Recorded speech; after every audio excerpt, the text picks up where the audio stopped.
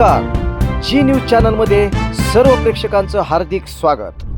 ताज्या घडामोडी पाहण्यासाठी जी न्यूज चॅनलला सबस्क्राइब करा।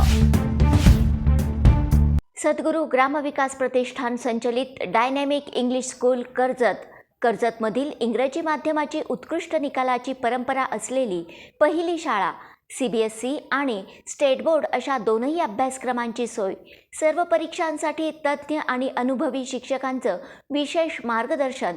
Dynamic English medium school Karjat. संत शिरोमणी नरहरी महाराज यांच्या पायी दिंडी सोहळ्याचे कर्जत येथे आगमन होताच अतिशय जोरदार आणि उत्स्फूर्तपणे स्वागत करण्यात आले। नेवासे ते पंढरपूर अशी ही दिंडी निघालेली आहे। कर्जत येथील प्रतिष्ठित सुवर्णकार व्यापारी सचिन सुरेश कुलथे यांच्या नेतृत्वाखाली हा दिंडी सोहळा सुरू आहे। शहरामध्ये दिंडीचे आगमन होताच भव्य असे स्वागत करण्यात आले। यावेळी संपूर्ण चांदीचा रथ खास या पालखी सोहळ्यासाठी तयार करण्यात आला आहे। याशिवाय चांदीच्या मोठ्या पादुका देखील बनवण्यात आल्या आहेत। कर्जत शहरामध्ये भव्य मिरवणूक काढण्यात आली। दादा पाटील महाविद्यालय, मेन रोड, बाजारतळ यासह ठिकठिकाणी नागरिकांनी या पालखी सोहळ्याचे जोरदार स्वागत केले। रेहकुरी येथे या पालखीचे आगमन होताच कर्जत येथील प्रतिष्ठित व्यापारी अतुल शेठ कुलथे यांनी सालाबादप्रमाणे या पालखी सोहळ्याचे स्वागत केले। रेहकुरी येथे या सर्व वारकऱ्यांच्या विश्रांतीची आणि भोजनाची सोय अतुल शेठ कुलथे यांच्या माध्यमातून करण्यात आली होती। तर कर्जत येथील सर्व नियोजन या सोहळ्याचे अध्यक्ष सचिन शेठ कुलथे यांनी केले होते।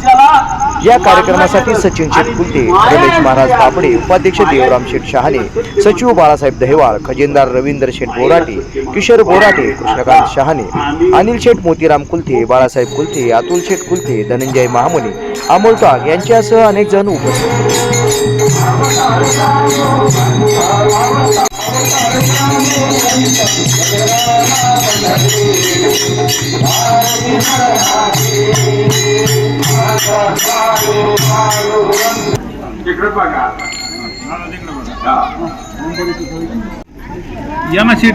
संत नरहरी सोनार महाराज दिंडीचं आज कर्जतमध्ये आगमन झाले। आपण जर पाहिलं तर मोठ्या उत्साहात भाविकांनी या ठिकाणी स्वागत करण्यात आलं आहे।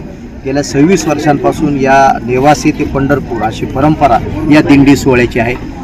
हजारो वारकरी या सोहळ्यामध्ये सहभागी होत असतात आणि कर्जतकरांनी आज अतिशय फटाक्यांची आताशबाजी करत, पुष्पवृष्टी करत, सडा रांगोळ्या काढून या पालखी सोहळ्याचा या ठिकाणी स्वागत केले। पालखी सोहळ्याचे अध्यक्ष सचिन शेठ कुलथे आहेत आणि त्यांचे सर्व सहकारी आहेत। आपण या ठिकाणी ज्यांनी ही परंपरा अनेक वर्षांपासून चालवली आहे त्यांच्याशी या ठिकाणी संवाद साधणार आहोत।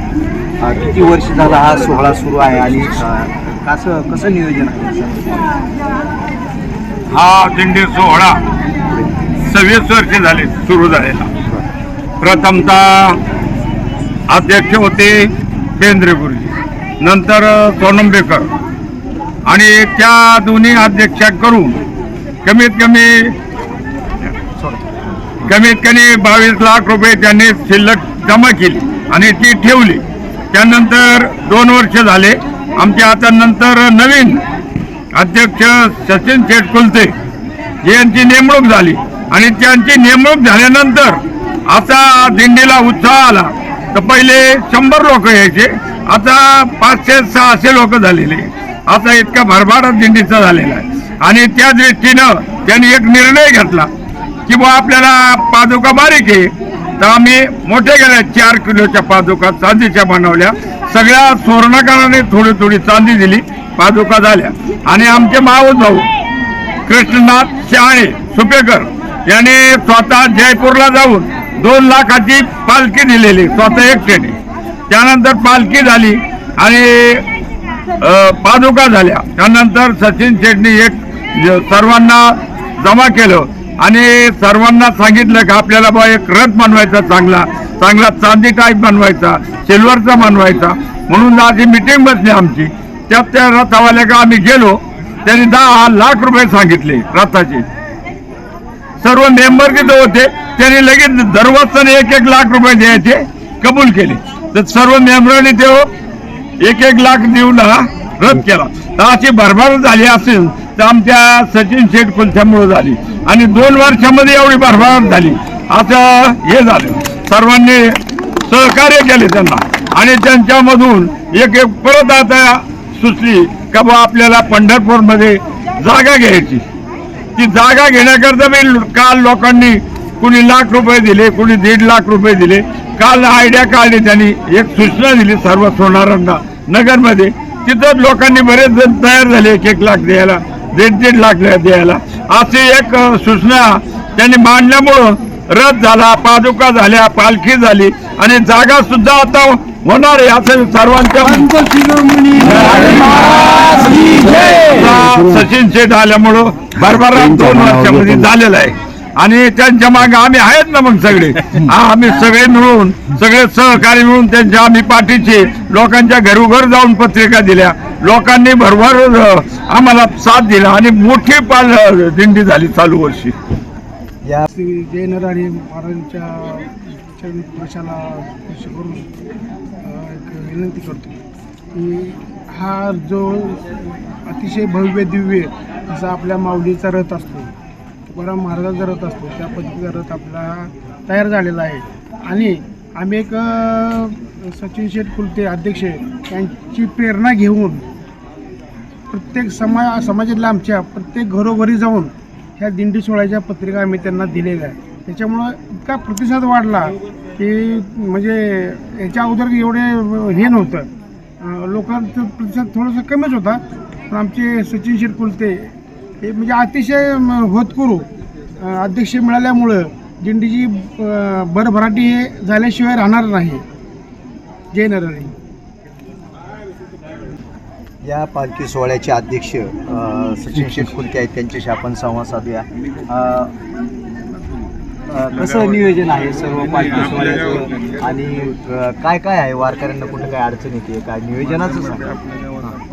नाही बोला ना अध्यक्ष. पालखी सोहळा इथून मागं निघत होता. जुन्या लोकांनी जे सहकार्य केलं, जुन्या लोकांनी जी पालखी टिकून ठेवली आणि तीच परंपरा आम्ही पुढं चालू ठेवली. त्यावेळेस आम्ही बदल असा केला, सगळ्याच्या मदतीने रथ नवीन झाला, पालखी झाली, चांदीच्या पादुका तयार झाल्या. दुसरा माणूस आमच्या आता पंढरपूरमध्ये सगळ्यांच्या मदतीने आम्ही जागा घेणार. मीटिंगमध्ये असा विषय ठरला की स्वतःची जागा पाहिजे, स्वतःची जागा कुठं पंढरपूरमध्ये पाहिजे. आज आम्ही निर्णय घेतला आणि त्याला एवढा प्रतिसाद मिळतो समाजामधून.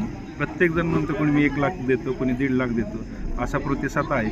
जुन्या लोकांना विश्वासात घेऊन, नवीन लोकांना बरोबर घेऊन सगळ्यांच्या विचाराने हे सगळं काम चाललेलं आहे आणि सगळ्यांची कृपा आहे आणि सगळ्यांच्या कृपेने नरहरी महाराजांचा आशीर्वाद सगळ्यांना मिळतोच आहे. त्यामुळे ते मनात काम धरलेलं आहे ते 100% होणारच आहे आणि करणारच आम्ही. आपण या ठिकाणी पाहिले की मोठ्या उत्साहामध्ये संत नरहरी सोनार महाराज यांची दिंडी पायी सोहळा सुरू आहे आणि दरवर्षी नवीन संकल्प करून या ठिकाणी या दिंडीचं उत्कर्ष आपल्याला पाहावयास मिळतो. गणेश जिवरे, कर्जत, अहमदनगर.